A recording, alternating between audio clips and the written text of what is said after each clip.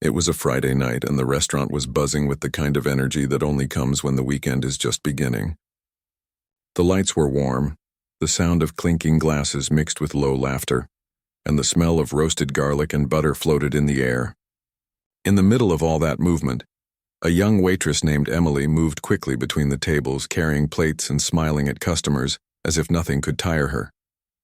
But the truth was, she was exhausted. She had worked double shifts all week, saving up for her college tuition. Her shoes were worn out and her hands were rough from washing dishes and wiping tables. Still, she kept going because that's what she had to do. Every tip counted.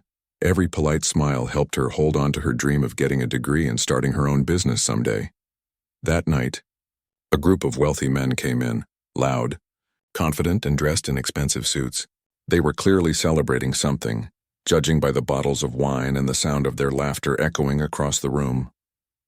At the head of the table sat a man everyone seemed to know, even if they had never met him. His name was Charles Weston, a millionaire investor who had made his fortune through real estate and stock deals. People in the city either admired him or feared him, depending on which side of his money they stood on. Charles had that kind of presence that drew attention the moment he walked into a room. He didn't need to speak loudly. His confidence spoke for him. And when Emily walked up to take their order, she immediately felt the sharp gaze of his eyes on her.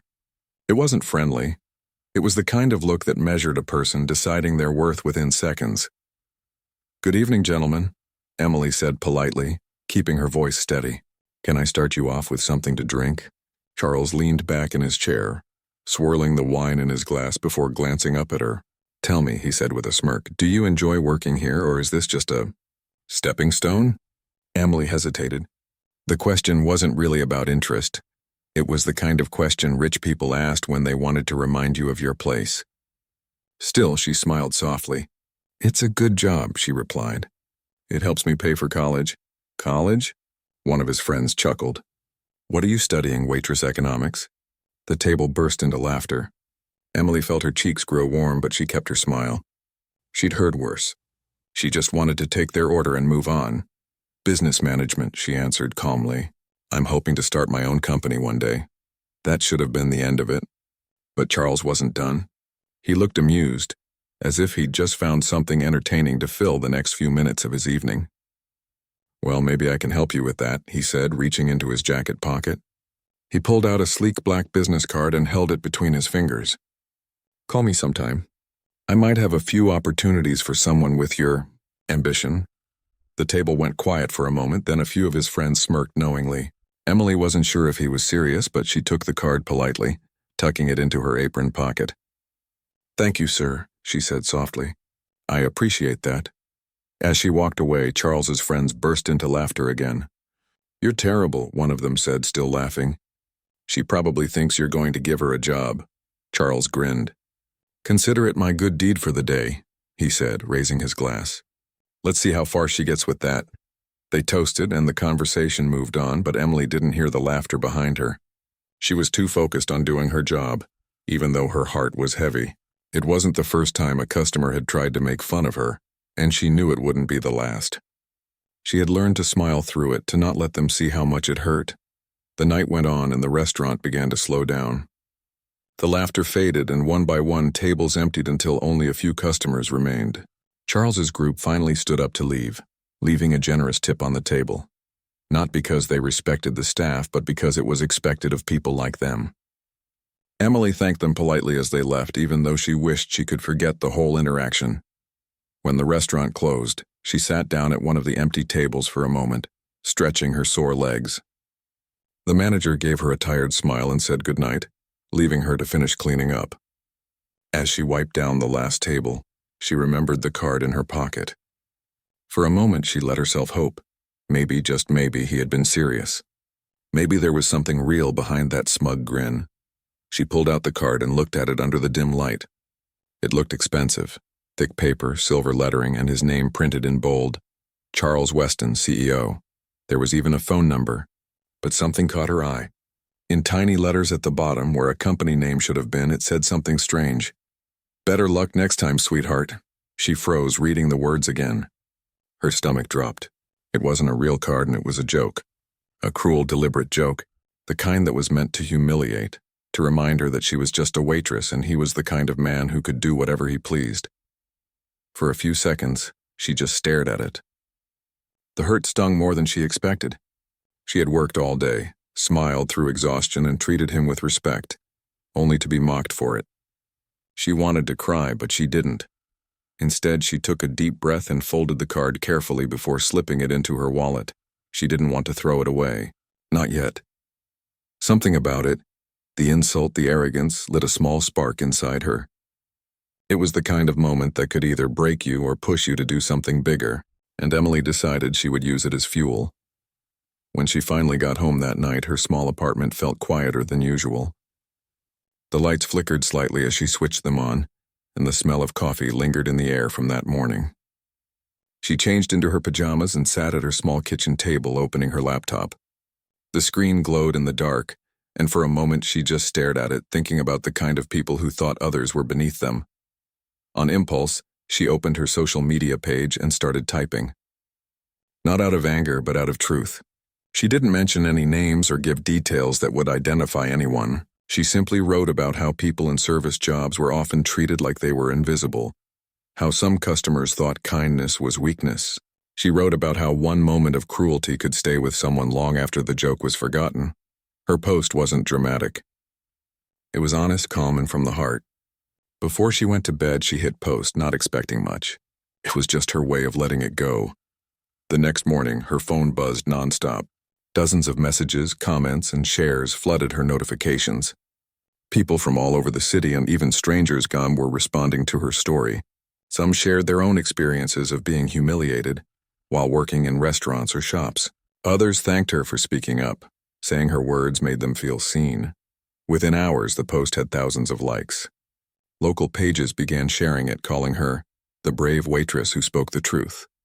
A few small business owners even commented, saying they admired her strength. Emily was surprised, even overwhelmed. She hadn't meant to start anything. She just wanted to express what she felt. But now people were listening.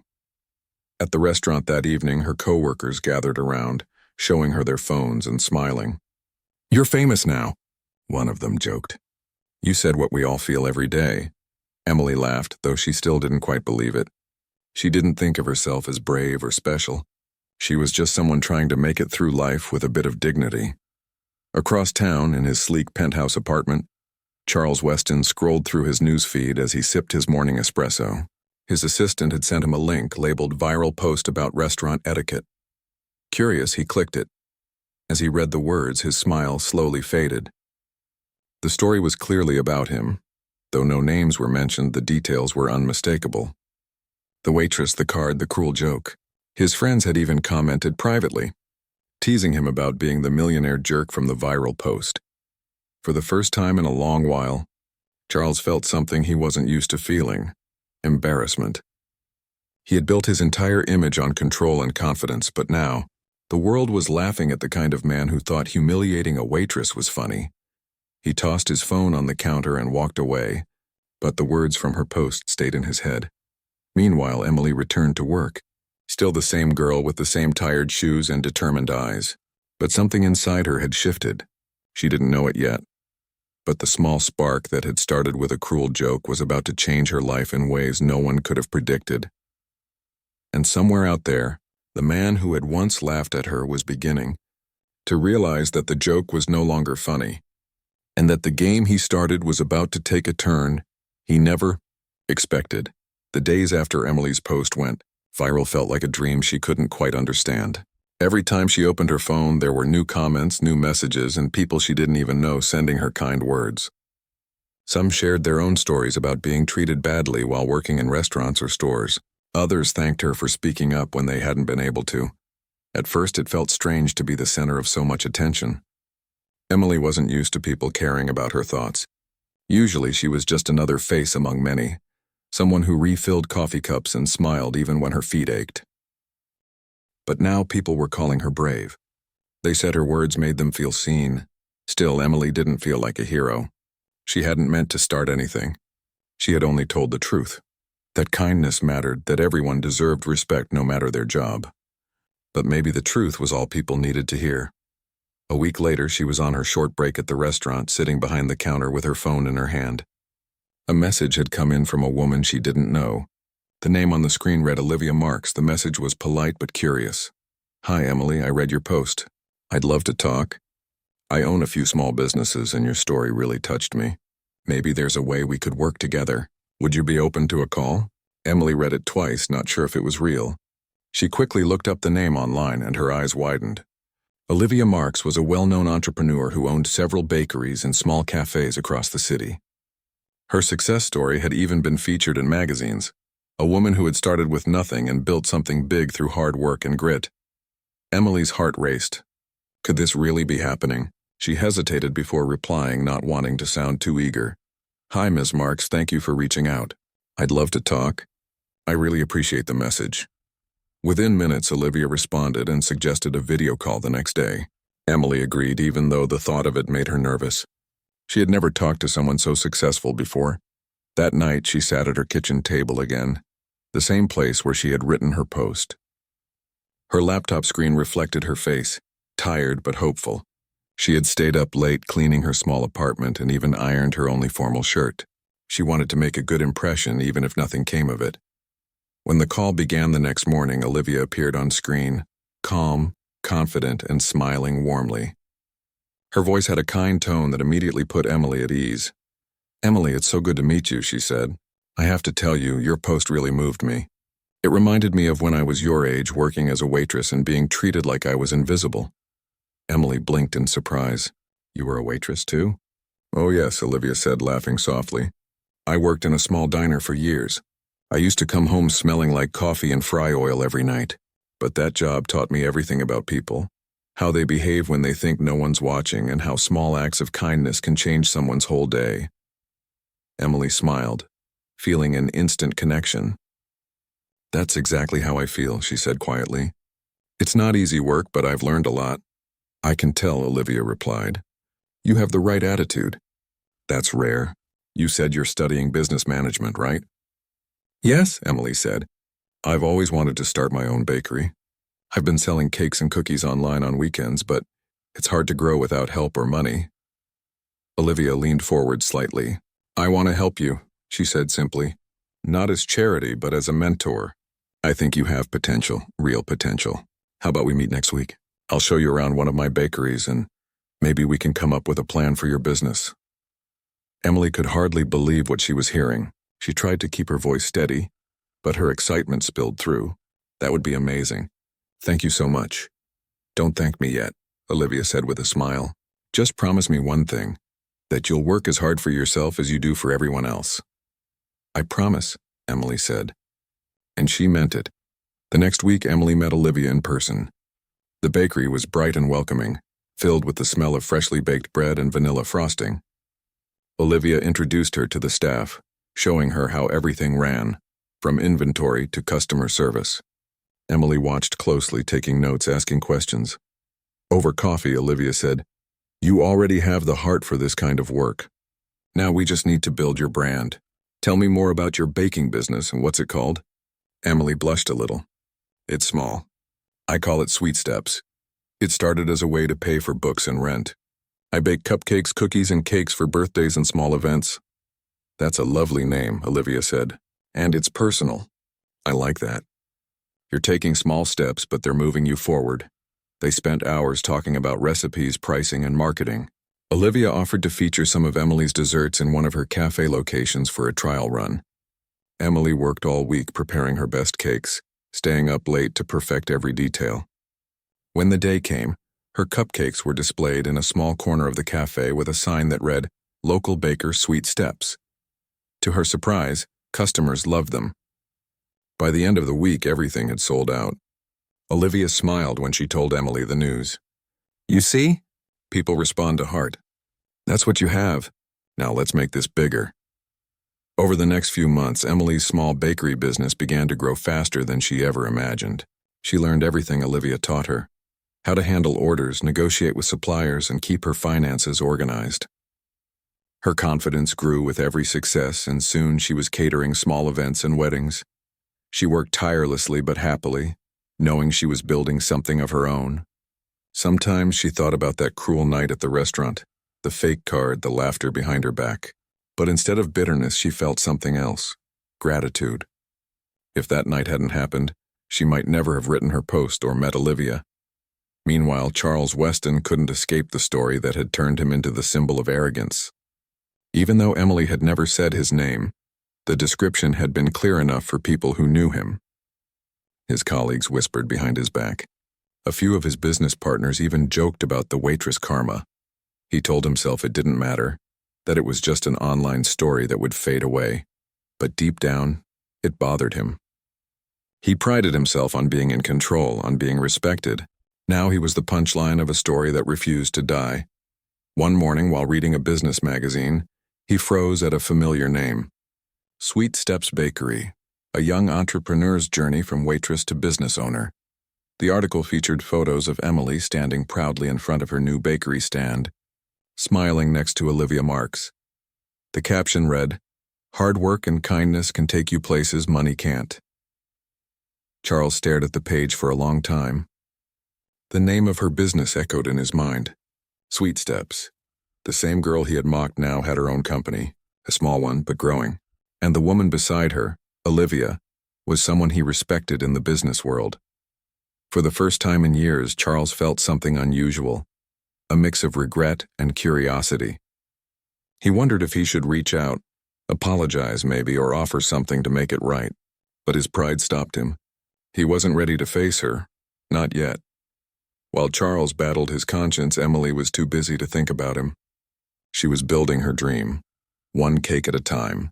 Every order she filled, every happy customer she served reminded her that she had taken back her power. The card that once made her feel small now sat framed on her shelf, not as a reminder of pain, but as proof of how far she had come. Late one evening, after finishing a big order, Emily sat with Olivia at the cafe. They were tired but smiling, surrounded by boxes of pastries and the smell of chocolate. "You've done something amazing, Emily," Olivia said, "and you did it by believing in yourself. That's what separates dreamers from doers." Emily smiled softly. "I couldn't have done it without your help." Olivia shook her head. "You would have found your way eventually. You just needed someone to remind you that you were already strong." Emily looked down at her flour-dusted hands and smiled. She felt proud, not just because her business was growing, but because she had learned something priceless. Life could be cruel, but it could also surprise you when you refuse to give up. What started as a moment of humiliation had turned into a story of hope. But what Emily didn't know was that fate still had one more twist waiting, one that would bring her face to face with the man who had once laughed at her and give her the chance to show just how far she had come, and this time, she would be the one holding the cards.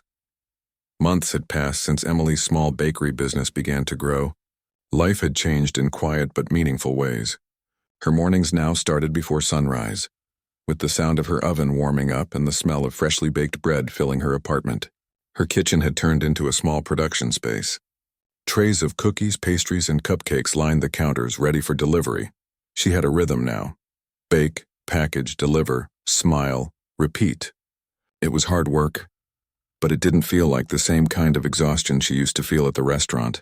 This was her own dream, not someone else's. Every order felt like a small victory. Every satisfied customer a reminder that she was moving forward. Her mentor, Olivia, was more than just a guide now. She had become a friend, someone who believed in her even when Emily doubted herself. Every week they met at one of Olivia's cafes to review numbers, talk about new recipes, and discuss future plans. One bright morning, as Emily walked into their meeting carrying a box of her new chocolate tarts, Olivia was already waiting with her laptop open. She looked up with a smile. "I hope you're ready for good news," she said. Emily set down the box and laughed nervously. "Good news sounds dangerous. What is it?" Olivia turned the laptop around. On the screen was an email from a well-known event planner. "They want Sweet Steps to cater desserts for a corporate event next month," she said. "It's for a major real estate company. Big names, big crowd. This could open even more doors for you." Emily's eyes widened. "That's huge, but do you think I can handle it?" Olivia nodded confidently. "You've been preparing for this. You'll do great." We'll plan it carefully, and I'll help you with the logistics. Emily smiled but felt her stomach twist with nerves. A corporate event meant hundreds of guests, and she would be responsible for everything going right. She couldn't afford a single mistake. The next few weeks became a blur of activity. Emily worked long hours finalizing menus, testing recipes, and organizing her small team. She wanted everything to be perfect, from the texture of the frosting to the color of the packaging. Finally, the day arrived. The event was being held at one of the city's most luxurious hotels, a place Emily had only ever seen from the outside. She and her team arrived early to set up. The hall was stunning. Tall glass windows, chandeliers shining like stars, and elegant tables dressed in white linen. She placed her desserts carefully on the catering table, rows of colorful cupcakes, fruit tarts, and delicate chocolate mousse cups. Each one had her bakery's little logo, Sweet Steps, printed neatly on a small tag. She stepped back to admire the display and couldn't help but smile. "This is it," Olivia said beside her, resting a hand on her shoulder. "Your work looks amazing. You've come so far, Emily. Be proud." "I am," Emily said quietly. "I just hope the guests like it." "They will," Olivia said confidently. "Trust me." As the guests started to arrive, the room filled with conversation and laughter. Waiters moved gracefully between tables, offering drinks and appetizers. Emily stayed near her dessert table, greeting people and answering questions about her bakery. Everything was going smoothly, until she heard a familiar voice behind her. It was deep, confident, and carried that same tone she remembered from long ago, the voice she hadn't forgotten. "Impressive setup," the man said. "Looks like you've been busy." Emily froze for a second before turning around. And there he was, Charles Weston, the same man who had once handed her a fake business card as a cruel joke. He looked the same, maybe even more polished than before. His tailored suit fit perfectly. His watch gleamed under the light, and that air of superiority still lingered around him. But as their eyes met, his expression changed. He recognized her instantly. For a moment, neither of them spoke. The noise of the event faded into the background. Then Emily smiled politely as if he were any other guest. "Good evening," she said calmly. "Would you like to try one of our desserts?" Charles blinked, clearly caught off guard. "You run this place?" "I run the bakery," she corrected gently. "We're catering the desserts tonight. Sweet Steps Bakery." He looked at the logo on the table and then back at her. It took him a moment to connect everything. The viral story, the post that had embarrassed him, the waitress he had mocked. "Well," he said after a pause, clearing his throat, "seems like you've done well for yourself." Emily smiled, her tone kind but firm. "Yes, things have been good. Hard work pays off, I guess." He nodded slowly, his confidence fading a little. "I suppose it does." Olivia joined them just then, smiling warmly. "Ah, Mr. Weston, good to see you again," she said. "Thank you for inviting us to cater this event. Emily's desserts are the highlight of the evening." Charles's face stiffened slightly. "You know each other?" "Yes," Olivia replied. "Emily's my mentee. She's one of the most promising young entrepreneurs I've met." Something in Charles's expression shifted. He suddenly looked smaller, not physically but in presence. The waitress he had laughed at was now being praised by a respected businesswoman in front of his peers. He managed a polite smile. "That's impressive." "Very impressive," Emily simply nodded. "Thank you, Mr. Weston. I appreciate that." He hesitated for a moment as if searching for the right words. "Listen, about that night—" But Emily cut him off gently, her tone still calm. "You don't need to explain," she said. "Everything that happened led me here. So in a strange way, I should probably thank you." Her words weren't sarcastic, and they were genuine, and that made them sting even more. Charles looked at her for a long moment, clearly unsure how to respond. Finally, he nodded awkwardly. "Well, I'm glad things worked out for you," he said before stepping away to join another group. As he walked off, Olivia looked at Emily with quiet pride. "You handled that beautifully," she said. Emily exhaled, feeling her heart still racing. "It's strange, isn't it? Seeing him again." "It's life," Olivia said softly. "It has a funny way of bringing things full circle. But you didn't need to prove anything to him. You've already won." The rest of the night went perfectly. Guests loved the desserts, and several people asked for her business card, this time a real one.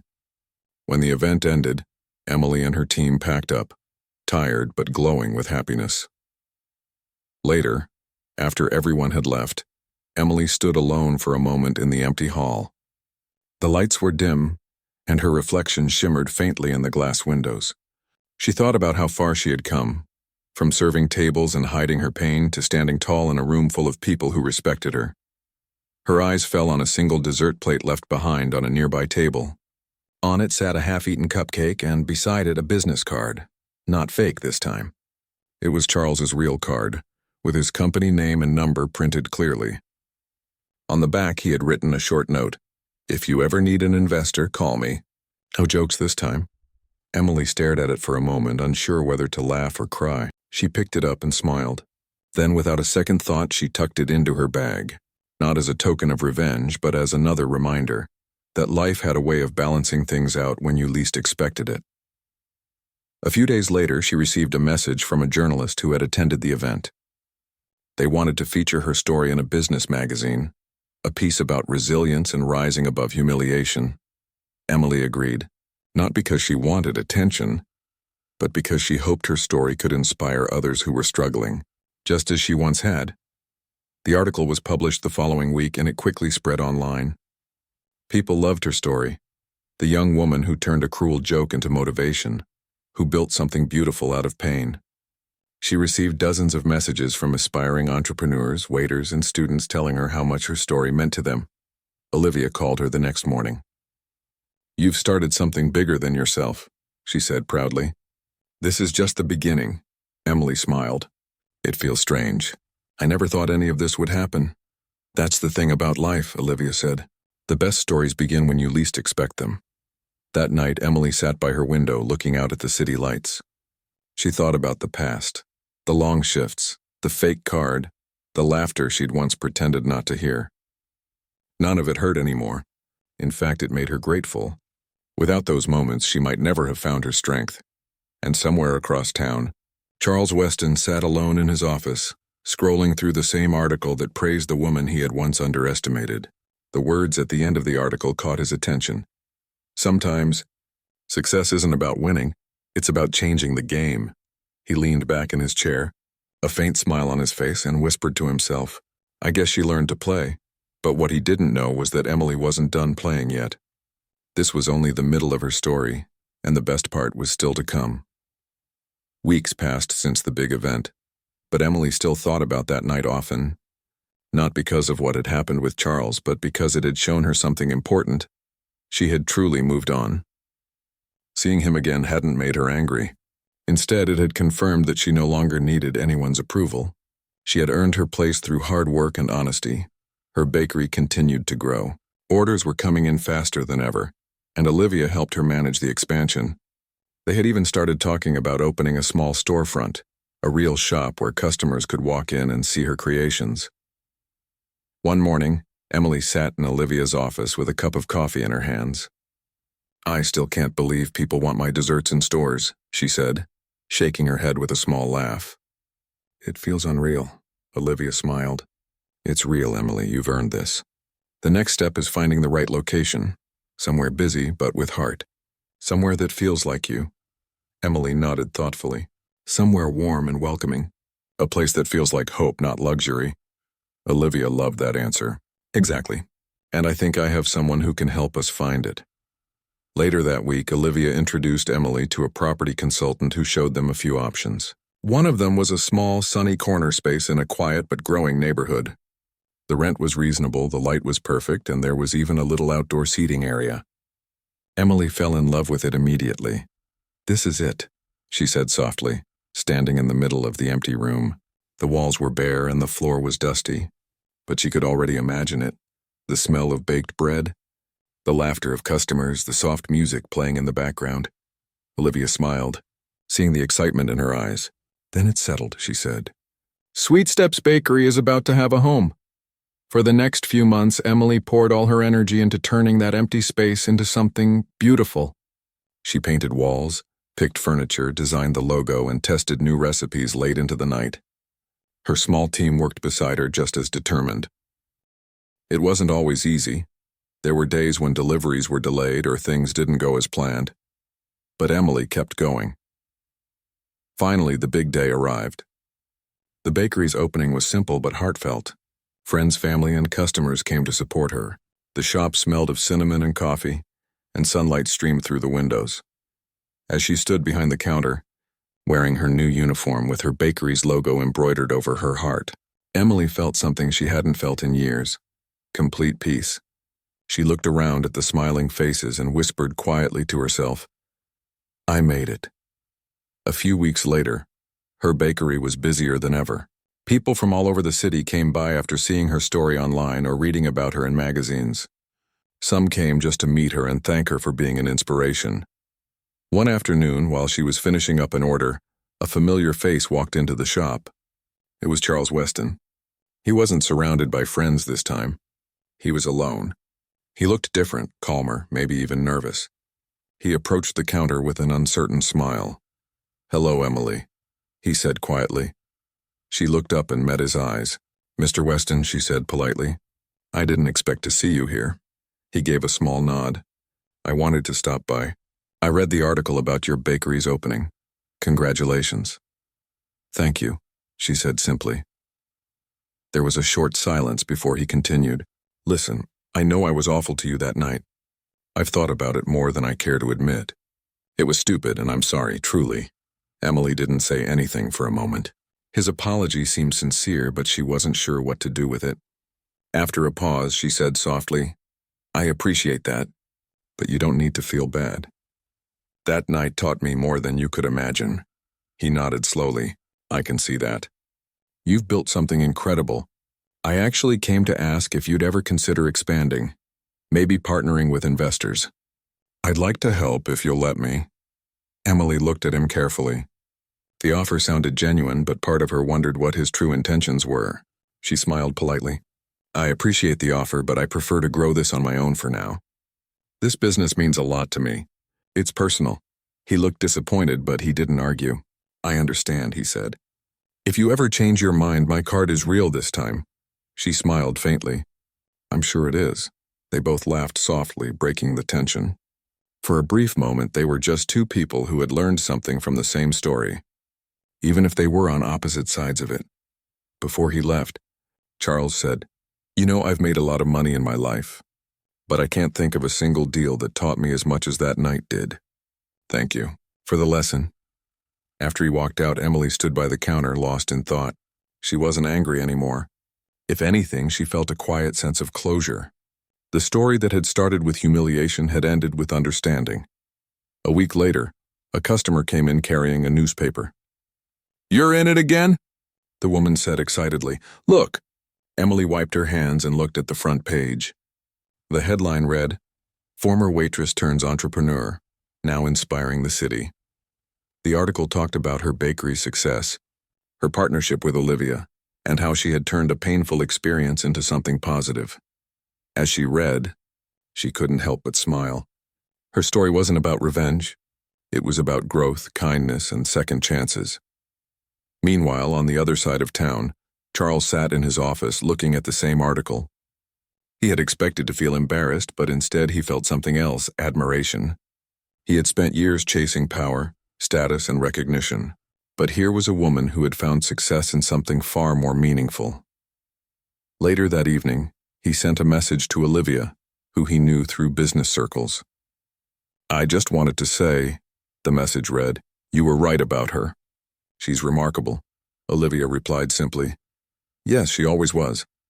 Months passed, and Emily's bakery continued to flourish. She hired more staff, including people who reminded her of her younger self: students, single parents, and those just trying to get by. She made sure everyone felt respected, no matter their position. Every Friday evening, she had a small tradition. She'd close the shop early, sit by the front window with a cup of tea, and watch people walking by. Sometimes she'd spot regular customers laughing with friends, holding boxes of her pastries. Those moments made her feel richer than any millionaire ever could. One evening, Olivia stopped by after closing. "I have a surprise," she said with a grin, handing Emily an envelope. "What's this?" Emily asked, opening it. Inside was an invitation. It was for a charity gala, a large event sponsored by several big businesses in the city, including Charles Weston's company. "They've invited you to speak," Olivia said. "They want you to share your story at how you built your bakery, how you turned something painful into something powerful." Emily was stunned. "Me speak at a gala? Why not?" Olivia said with a smile. "You've earned it, and I think it's time people hear from you directly." When the night of the event arrived, Emily wore a simple but elegant dress. She stood backstage, heart pounding, as she waited for her name to be called. The room beyond the curtain was filled with business leaders, investors, and community members. When she stepped up to the microphone, the room quieted. She looked around at the faces, some curious, some smiling, and began to speak. She talked about her journey, about the long nights working at the restaurant, about the humiliation that had once made her feel small, and about how she turned that pain into motivation. She spoke about Olivia's mentorship, about kindness, and about how success wasn't about money but about purpose. As she spoke, she noticed Charles sitting in the audience. He was listening closely, his expression thoughtful. When she finished, the room erupted into applause. People stood clapping and smiling. Emily felt tears sting her eyes but held them back. She took a slow breath and smiled. After the event, Charles approached her quietly. "You were amazing up there," he said. "I've heard hundreds of speeches in my career, but that one hit me the hardest." "Thank you," she said softly. He hesitated, then added, "You've reminded me that success without respect means nothing. I'm changing the way I run my company, starting with how we treat our employees. You've inspired me." Emily looked at him for a moment, then smiled. "That's good to hear. Maybe that's the real success, making people want to do better." He nodded slowly. "Maybe it is." That night, as she left the gala, Emily looked up at the city skyline, lights shimmering against the dark sky. She thought about how everything had come full circle, how a cruel joke had turned into something far greater than revenge. It had become a story of redemption, for both of them. And even though she didn't know what the future held, she was sure of one thing. She was no longer the waitress waiting for a chance. She was the woman who made her own. Months had passed since the night of the charity gala, but the memory of that evening stayed with Emily. It wasn't just the applause or the recognition that touched her. It was the realization that her story had reached people in ways she never imagined.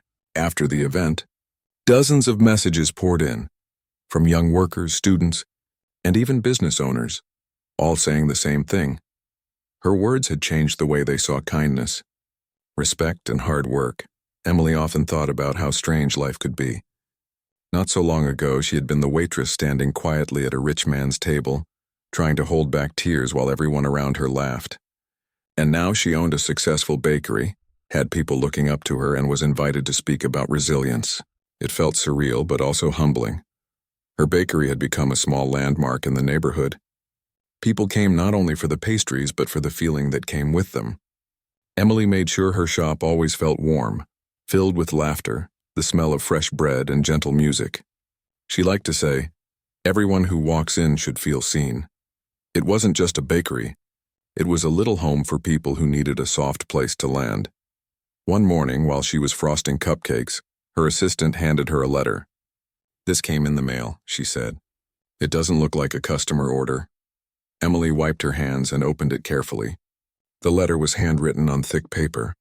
The first line read, "Dear Ms. Carter, I'm writing to thank you for something you didn't even know you did." The letter went on to describe a man who had seen her story online. He had lost his job and confidence but said that her journey reminded him to start over. He had since opened a small food truck with his brother and was doing well. At the end he wrote, "Your story gave me back my courage." Emily read the letter twice before folding it with a soft smile.